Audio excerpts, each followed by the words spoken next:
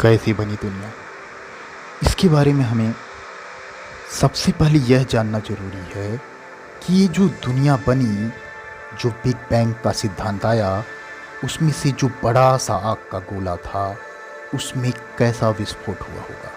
एक बड़ा सा आग का गोला जिसके दरमियान आज की दुनिया टिकी हुई थी, उसमें एक बड़ा सा विस्फोट, और विस्फोट के बाद कई छोटे छोटे पृथ्वी जैसे ग्रह, ऐसा विस्फोट कुछ जिसमें असंख्य छोटे छोटे ऐसे ग्रह जो कि तिनके की तरह दिख रहे हैं, लेकिन इनकी लंबाई आकार बहुत ही वृहद है। आइए बोर्ड के थ्रू हम इसे विस्तार से समझने का प्रयास करते हैं। बिग बैंग थ्योरी, इसको किसने दिया? तो इसके प्रतिपादक कौन थे? इनका नाम था जॉर्ज लेमेंटियर। ये पादरी थे।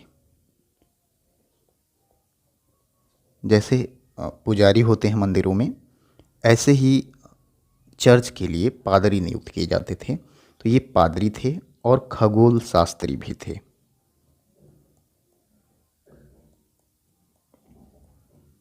इन्होंने ये सिद्धांत दिया था, बिग बैंग का सिद्धांत।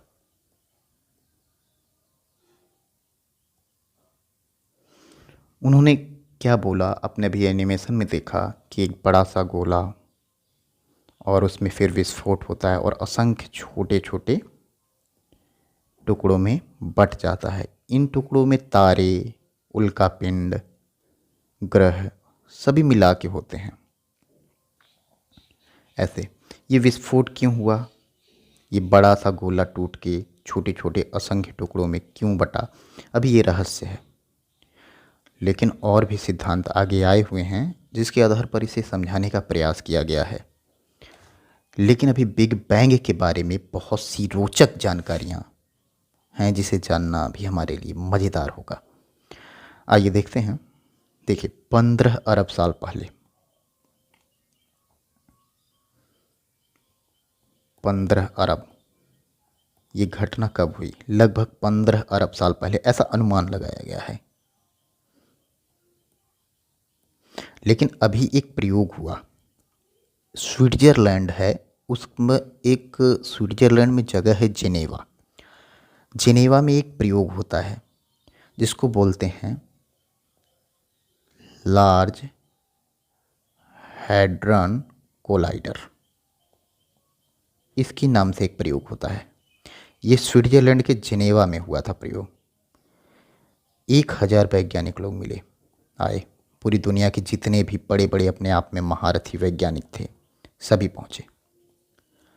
और वहाँ पर एक नए पदार्थ की खोज, एक नए पार्टिकल की खोज करने का प्रयास किया गया, जिसके आधार पर आप ये समझ पाएंगे कि डार्क मैटर क्या है। डार्क मैटर क्या होता है, थोड़ा सा इसको बताएंगे हम।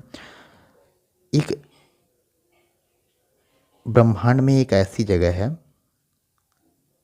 जहाँ जिसका गुरुत्वाकर्षण बल बहुत अधिक है। ये ब्लैक होल जिसको भी बोलते हैं, ऐसा कोई जगह है।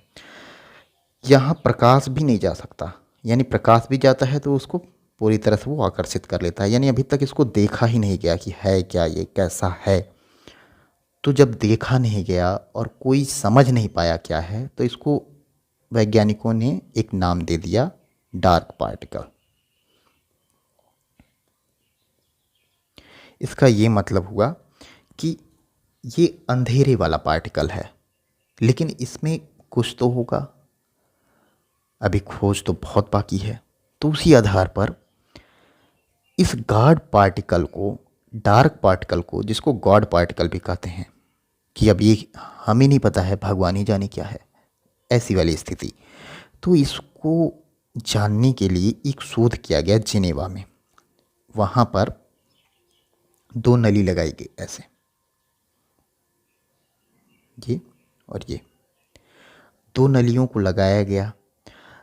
अब इसमें प्रोटॉन की बीम को, प्रोटॉन का जो बीम है उसको प्रकाश की गति से इसमें डाला गया, दोनों तरफ से, एक इधर से भी और इधर से भी, और इनमें टक्कर करवाया गया। यहाँ कहीं टक्कर होता है मान लेते हैं, अगर प्रकाश की गति से आया तो एक नया पार्टिकल हमको देखने को मिला जिसको हिग्स बोसान कहा गया। हिग्स बोसान, हिग्स बोसान ये वही पार्टिकल है जिसके माध्यम से dark matter, dark energy, dark dimension जो है, या जिसको बोलते हैं जो ऐसी घटना जो कि हमने ऊपर यहाँ पे देखी जिसको कोई नहीं जान पाया, उसको समझने का प्रयास किया गया। अब समझेंगे कैसे? आप सोचेंगे कि ये तो यहाँ पर ये लोग कर रहे हैं, लेकिन समझ कैसे सकते हैं इससे? तो समझने का मतलब ये है, इससे जो पिंड बाहर निकल रहा है यहाँ से हिग्स बोसान, ये एक नए प्रकार का टर्म शो कर रहा है। ऐसा टर्म जैसे कि वो बताना चाहता है कुछ। सर्न ने इसी प्रकार का प्रयोग 4 जुलाई 2012 में किया। हिग्स बोसान से मिलता जुलता सब पार्टिकल, एटॉमिक पार्टिकल्स निकल के सामने आया। ब्रह्मांड की उत्पत्ति में कई सारे तथ्यों को शामिल किया गया इस आधार पर। लेकिन ये जो हिग्स बोसान वाला था कि प्रोटॉन के बीम को लड़ाया गया यहाँ आपस में, और फिर एक नया पार्टिकल हिग्स बोसान आया और इसने ये बताया, हिग्स बोसान ये छोटे आधार पे था, तो छोटे आधार पे था और कम जगह में था, और इसको वैज्ञानिक प्रयोग से देखा गया कि जो पार्टिकल्स निकल रहे हैं वो आपस में दूर जा रहे हैं, उसमें गुरुत्वाकर्षण काफ़ी है। ऐसा गुरुत्वाकर्षण कि अगर ये थोड़ा बड़ा होता ना तो इसको देखा भी नहीं जा सकता, लेकिन अभी भी इस पर सही से प्रयोग नहीं हो पाया है। बस इतना समझ में आ गया कि भाई जो एक पिंड है वो दूसरे पिंड से धीरे धीरे दूर जाता है, और दूसरा चीज़ जो डार्क पार्टिकल है उसमें गुरुत्वाकर्षण इतना अधिक है, और इसके अंदर की कुछ चीज़ें अभी छोटे में है तो इसको देख सकेंगे। ये हुआ, 2 प्रयोग हुआ। पहला प्रयोग हमने देखा हिग्स बोसान, और दूसरा सर्न ने प्रयोग किया, और इन दोनों प्रयोग में यही हिग्स बोसान वाला जो प्रयोग जेनेवा में हुआ और सर्न का भी महाप्रयोग 4 जुलाई 2012 में हुआ, दोनों में यही चीज़ें सामने आई। चलिए अभी इतना समझ लिए हमने, देखते हैं क्या क्या हमने समझा। देखिए, एक बड़ा सा गोला विस्फोट होकर छोटे छोटे कई गोले, और फिर लेमेंटेयर ने बताया इसके बारे में, और लेमेंटेयर ने बताने के बाद 2010 में प्रयोग। ये इतनी बातें हमने देखी।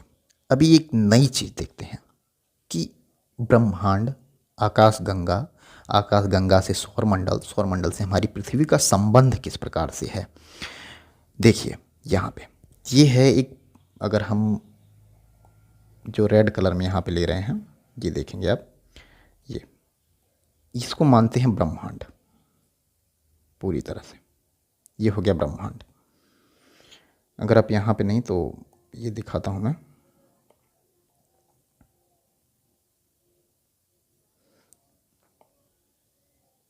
ये देखिए ये है ब्रह्मांड एक।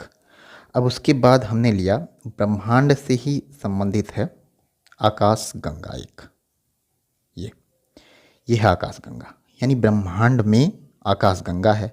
अभी आकाशगंगा में आपको बताऊं तो सौरमंडल है, इधर सौरमंडल है, और सौरमंडल में कहीं जाके अपनी प्यारी सी पृथ्वी अवस्थित है। ये होता है, आपको एक डायग्राम में मैं बताने का प्रयास कर रहा हूँ। देखिए कैसे बता रहा हूँ, उसको समझिएगा। ये ब्रह्मांड है जिसको यूनिवर्स बोलते हैं, ये है आकाशगंगा, ये है सौरमंडल, और ये है पृथ्वी। तो कुछ इस डायग्राम में हम यहाँ पे हैं। अब पृथ्वी में भी कई सारे देश हैं, कई सारे देश में भारत है, भारत में फिर आपका कोई गांव होगा, और उस गांव का कोई एक निश्चित बिंदु पे आपका घर होगा। आप सोचिए हम कितने छोटे पार्टिकल्स हैं इस यूनिवर्स के। तो ये है स्थिति। अभी इसमें प्रयोग और भी चल रहा है, प्रयोग आगे बढ़ा। इसमें रात के समय में कैसी स्थिति होती है, दिन के समय में कैसी स्थिति होती है, इन सारे के ऊपर भी प्रयोग होता रहा। तारे जन्म लेते हैं, मरते हैं, इस पर भी प्रयोग होता है, सब कुछ होता है। नेबुला, लाल तारा, सुपरनोवा विस्फोट, रक्त दानव तारा, काला वामन, श्वेत वामन, ये सारे के बारे में भी हमको अभी पढ़ना है। हमको भी इनके बारे में पढ़ना है। लेकिन ये रहस्यों की दुनिया में हमने यहाँ तक देखा।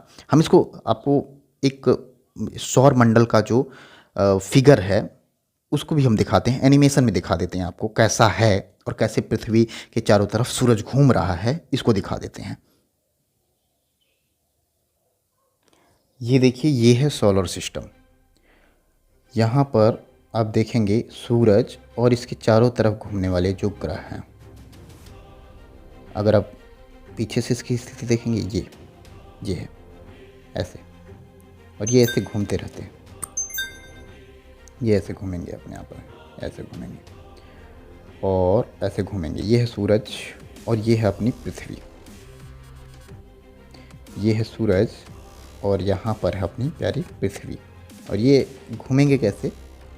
ऐसे, इनके ऊपर विस्तार ऐसे ऐसे ऐसे ऐसे ऐसे ऐसे ऐसे, ऐसे ये घूमते रहते हैं। लेकिन इनमें देखो, आप अगर प्यार से छोटा करते हुए जाओगे ना, अब देखो कि यहाँ पे कई सारे जो बिंदु बिंदु दिख रहे हैं, ये सारे जितने भी बिंदु बिंदु, ये सब सब तारे हैं भाई, तारे। सब जितने भी छोटे छोटे बिंदु दिख रहे होंगे आपको, सब तारे हैं।